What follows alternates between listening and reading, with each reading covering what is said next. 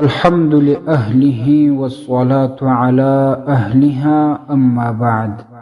عزیزو یورور ډیره مهمه پوښتنه کړې ده چې په هغه لمانځه کې چې قرأت پټ ویل کیږي د دغه پټ قرأت ویلو اندازه څومره ده؟ په دې اړه فقهای کرام څه وایي؟ الله توفیق.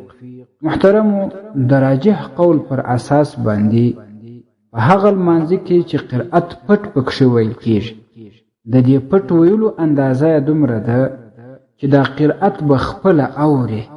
دی چې کم قرأت وایي د ده غوږونه به اورېدل کوي. خو بیا هم فقهاو دا ویلي چې د ضرورت پر اساس باندې که یې څوک دا رقم قرار ووایي چې دا خپل قرأت خپله هم نه اوري نو بیا هم لمونځ صحیح کیږي. خو غوره او بهتره دا ده چې په دغه رقم اندازه پټ قرأت ووایي چې خپله یې واوري.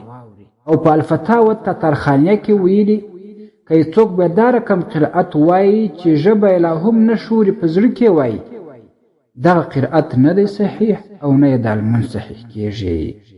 رد المحتار اول جلد 395 صفحه، خلاصة الفتاوى اول جلد 95 صفحه، الفتاوى التترخانیه دویم جلد 60 صفحه، التحتوي على الدر المختار دویم جلد 290 صفحه.